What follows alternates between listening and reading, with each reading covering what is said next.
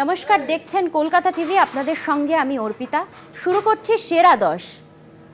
আরজি করেন নির্যাতিতার ময়নাতদন্ত দ্রুত করার হুমকি তরুণীর কাকা। পরিচয় হুমকি প্রাক্তন কাউন্সিলরকে হুমকি দিয়েছিলেন, তা নিয়ে প্রশ্ন সাংবাদিকদের। জানালেন অটোপসির দায়িত্বে থাকা চিকিৎসক। অপূর্ব বিশ্বাস আর আরজি করেন নির্যাতিতার ময়নাতদন্ত দ্রুত করার হুমকি তরুণীর কাকা। পরিচয়ে হুমকি প্রাক্তন কাউন্সিলরকে। এই বিষয়ে বিস্তারিত জানবো রিয়া মাঝির কাছ থেকে। ফোন লাইনে রয়েছেন রিয়া মাঝি। এই মুহূর্তে কি জানা যাচ্ছে, কি আপডেট রয়েছে তোমার কাছে? দেখো, তোমাকে জানিয়ে রাখবো যে ইতিমধ্যেই যে বক্তব্য সামনে আসছে, অর্থাৎ এই যে ব্যক্তি যে বলেছে অপূর্ব বিশ্বাস, যে কিনা আরজি করের হাসপাতালে সেখানে ফরেন্সিক মেডিসিনের দায়িত্বে ছিল সেই দিনকে বলে এমনটাই জানা যাচ্ছে, এবং সম্ভবত তিনি একজন প্রফেসর বলে এমনটাই কিন্তু সূত্র মারফত জানা যাচ্ছে। এবং পিজিও কমপ্লেক্স সিবিআই দপ্তরে আজকে বেশ কয়েকজন যারা সেদিনকে পিএম করেছে এবং যারা দায়িত্বে ছিলেন, এই কয়েকজনকে প্রায় 3 জনকে ডেকে পাঠানো হয়েছিল। তার মধ্যে ডোম সহ একাধিক যারা অটোপসি করেছেন সেই সময় তাদেরকে ডেকে পাঠানো হয়েছিল এবং দীর্ঘ জিজ্ঞাসাবাদ করা হয়েছে সিবিআই এর তরফ থেকে।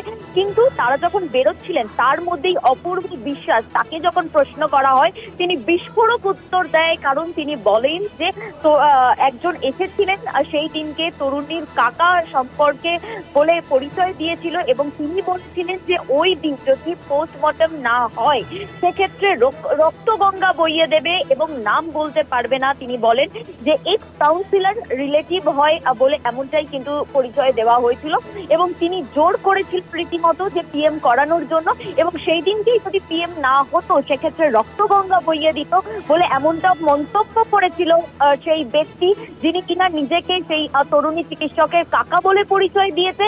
এবং এই প্রফেসর তিনি আরো বলেন যে সেই ব্যক্তি, অর্থাৎ যে ব্যক্তি বলেছিল যে পিএম এক্ষুনি করতে হবে নয়তো রক্তগঙ্গা বইয়ে দেবে, তিনি আরো বলেন যে তিনি ব্লাড রিলেশনই কিনা সেটা হয়তো তার জানা নেই, কিন্তু তরুণীর পরিচয় দিয়েছিল বলে এমনটাই স্পষ্ট করেন এই যিনি অপূর্ব বিশ্বাস, যিনি কিনা আরজি করের সেই সময় অটোপসির দায়িত্বে ছিলেন বলে এমনটাই জানা যাচ্ছে। ধন্যবাদ। আমরা কথা বলেছিলাম ফোন লাইনে রিয়া মাঝির সাথে। এবার আরজি কর হাসপাতালের ফরেন্সিক মেডিসিন প্রফেসর কি বলেছিলেন অপূর্ব বিশ্বাস শোনাবো আপনাদের। করার জন্য মেয়ের কাকা পরিচয় একজন ছিল, যে বলেছিল ওই দিনকে পোস্টমর্টম না হলে রক্তগঙ্গা বইয়ে দেবে। বাড়ির লোককে বলেছিল তাড়াতাড়ি করতে, পেপার আসাতে দেরি হওয়ার জন্য পোস্টমর্টম একটু দেরি হয়েছিল। বাড়ির লোক থেকে প্রেসার করা হয়েছিল ওই দিন পিএম না হলে রক্তগঙ্গা বয়ে যাবে। এক্স কাউন্সিলর বলে একজন কেউ ছিলেন, নাম বলতে পারবো। এক্স কাউন্সিলর বলেছিলেন? ওনার বাড়ির বলেছিলেন, আমাকে বলেছিলেন ওনার রিলেটিভ একজন, নট ব্লাড রিলেটেড, মেবি বাইরের লোক। আচ্ছা, বলেছিলেন পোস্টমর্টম ওই দিনই করতে হবে, ওই দিনই করতে হবে, ওই দিনই করতে হবে। মানে উনি কি এখানকার না ওই ওনাদের বাড়ির ওখানে? ওনাদের বাড়ির ওখানে এক্স কাউন্সিলর। ঠিক আছে, থ্যাংক ইউ।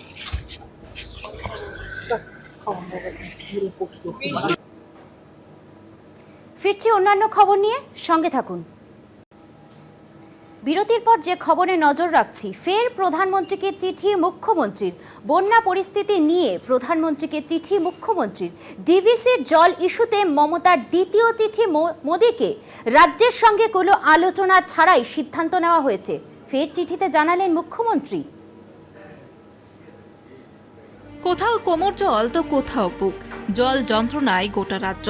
বৃষ্টি কমেছে প্রায় 1 সপ্তাহ আগে, কিন্তু ডিভিসির ছাড়া জলে ভাসছে গ্রামকে গ্রাম। বিপর্যস্ত জনজীবন, রাস্তায় চলছে নৌকা, নষ্ট বিঘার পর বিঘা চাষের জমি।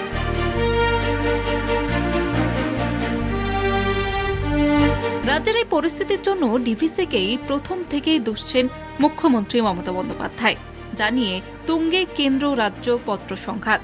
অভিযোগ, ডিভিসিকে রাজ্যের অবস্থা জানানোর পরেও অনুমতি ছাড়াই লাগাতার জল ছাড়া হচ্ছে। বানভাসী এলাকা দেখে বরাবরই মুখ্যমন্ত্রী দাবি করেছেন এটা ম্যানমেড।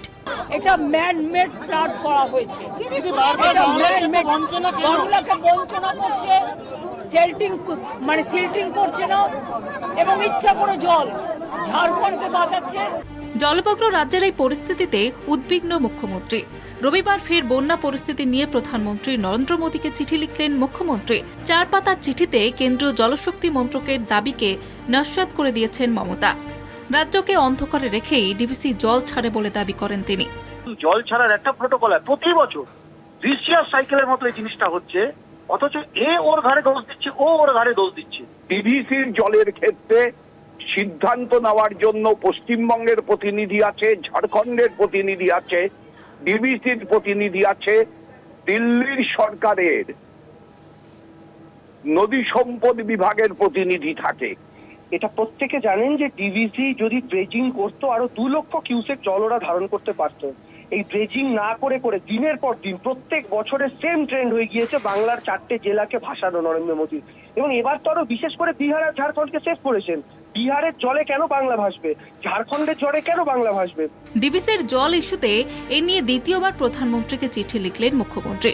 গত শুক্রবার বাংলায় বন্যা পরিস্থিতি নিয়ে ডিভিসির বিরুদ্ধে একগুচ্ছ অভিযোগ জানিয়ে চিঠি লিখেছিলেন মমতা।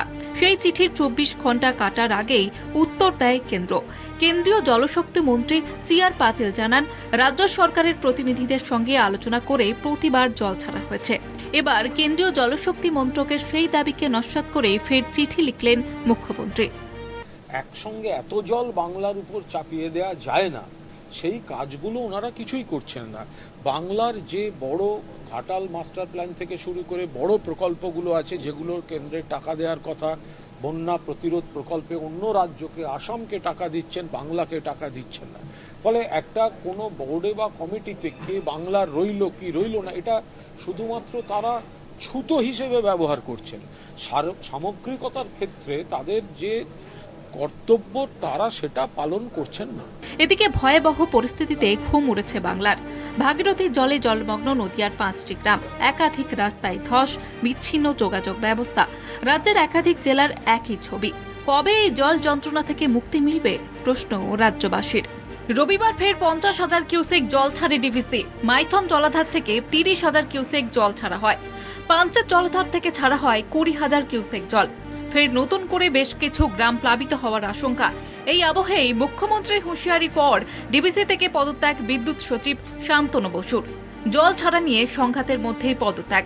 অনিয়ন্ত্রিতভাবে জল ছাড়ার অভিযোগে পদত্যাগ রাজ্যের প্রতিনিধির। কলকাতা টিভি। ফিরছি বিরতি নিয়ে, সঙ্গে থাকুন। এই মুহূর্তে যে সবচেয়ে বড় খবরে নজর রাখছি, আরজি করেন নির্যাতিতার ময়নাতদন্ত দ্রুত করার হুমকি তরুণীর কাকা, পরিচয়ে হুমকি প্রাক্তন কাউন্সিলরকে। প্রশ্ন,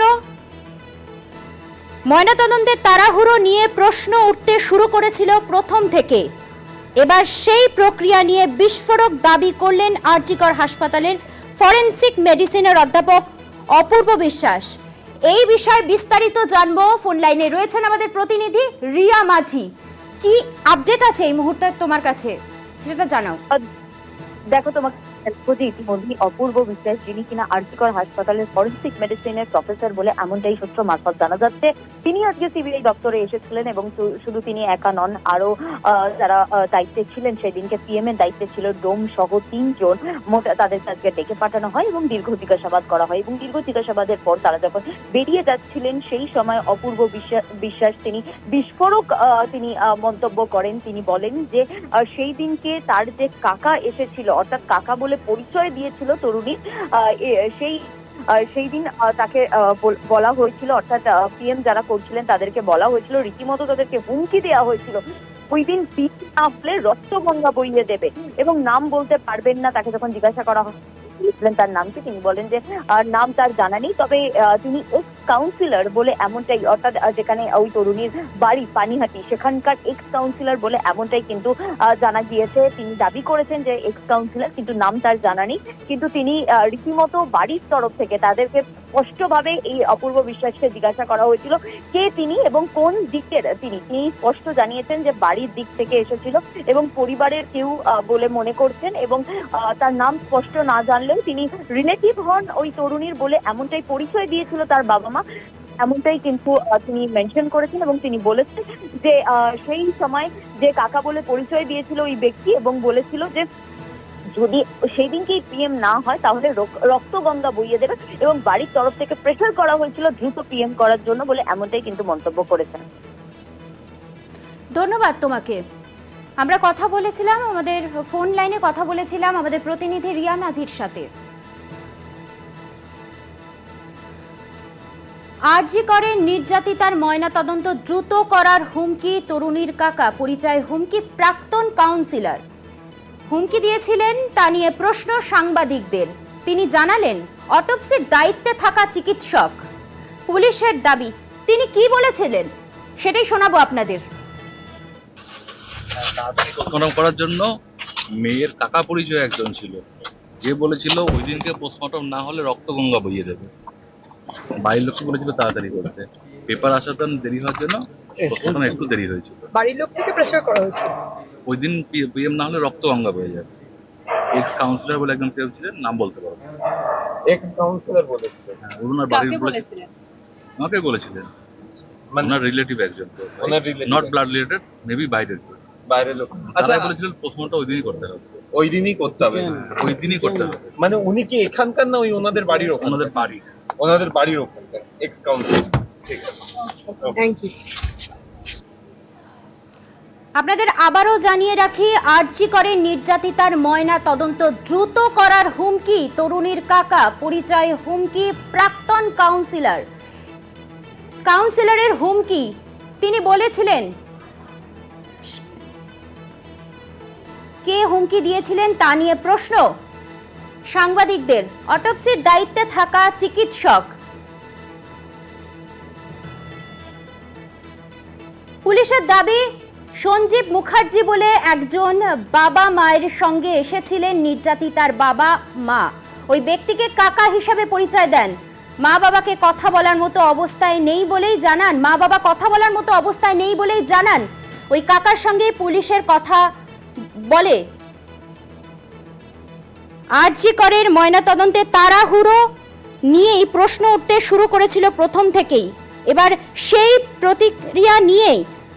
প্রক্রিয়া নিয়ে বিস্ফোরক দাবি করলেন আরজি কর হাসপাতালের ফরেনসিক মেডিসিনের অধ্যাপক অপূর্ব বিশ্বাস।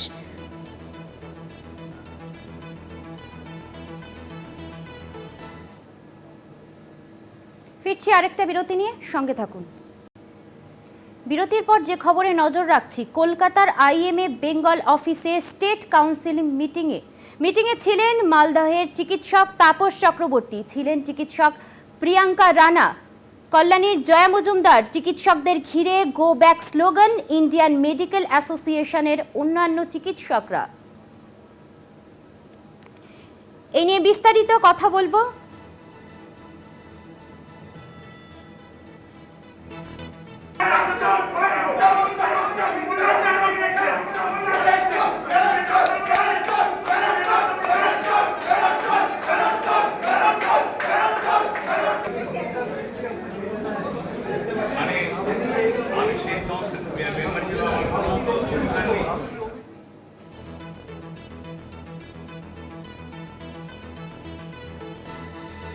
কল্যাণ চন্দ্র প্রতিনিধি ফোন লাইনে, এ বিষয়ে বিস্তারিত কথা বলবো তার সাথে। সেখানে আজকে স্টেট কাউন্সিলের মিটিং ছিল এবং সেই স্টেট কাউন্সিলের মিটিং এ রাজ্যের বিভিন্ন প্রান্ত থেকে চিকিৎসকরা যান এবং সেখানেই কয়েকজন চিকিৎসককে দেখে গো ব্যাক স্লোগান শুরু হয়। অন্যান্য যারা আইএমএর চিকিৎসক রয়েছেন তারা গো ব্যাক স্লোগান দেন এবং অভিযোগ এই তাপস চক্রবর্তী, ডক্টর প্রিয়াঙ্কা রানা এবং কল্যাণীর জয়া মজুমদার আর মালদহের এই চিকিৎসক তাপস চক্রবর্তীকে বিশেষ করে গো ব্যাক স্লোগান দেওয়া হয়।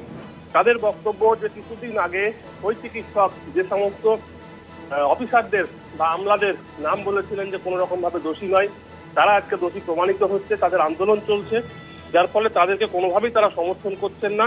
যার ফলে এবং বিশেষ করে থ্রেট কালচার, যে থ্রেট কালচার সেটাও বন্ধ করতে চায় আইএমএ, যার ফলে কিন্তু তাদের এই গো ব্যাক স্লোগান। এবং যেটা বিষয় হচ্ছে, তুমি জানো যে আরজি কর সহ বিভিন্ন রাজ্যের মেডিকেল কলেজ হাসপাতালে থ্রেট কালচারের অভিযোগ উঠেছে।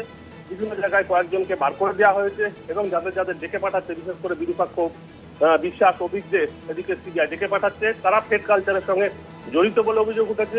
মুর্শিদাবাদ মেডিকেল কলেজ হাসপাতাল ও সেট কালচার সঙ্গে জড়িত ছিল কয়েকজন চিকিৎসক বলে অভিযোগ উঠেছিল, এবং উত্তরবঙ্গ যে লবি, সেই লবির অভিযোগ করা হয়েছে, যার ফলে আজকে এই ঘটনা ঘটেছে। এবং মুর্শিদাবাদের যে বহরমপুর শাখার ইন্ডিয়ান মেডিকেল অ্যাসোসিয়েশনের যিনি যে সম্পাদক রয়েছেন, সেই সম্পাদক সেই চিকিৎসকও সেখানে ছিলেন। তারও বক্তব্য যে সেট কালচার বন্ধ হোক, এবং যে ছাত্ররা আন্দোলন করছে, অর্থাৎ জুনিয়র চিকিৎসকরা যে আন্দোলন করছে, যে আরজিকর কাণ্ডের ঘটনার বিচারের পাশাপাশি সেট কালচার বন্ধ হোক, সেই দাবিতেই কিন্তু সোচ্চার হয়েছে সবাই, যার ফলে কিন্তু আজকে গোব্যাক স্লোগান। ধন্যবাদ। আমরা কথা বলেছিলাম আমাদের প্রতিনিধি কল্যাণ চন্দ্রর সাথে।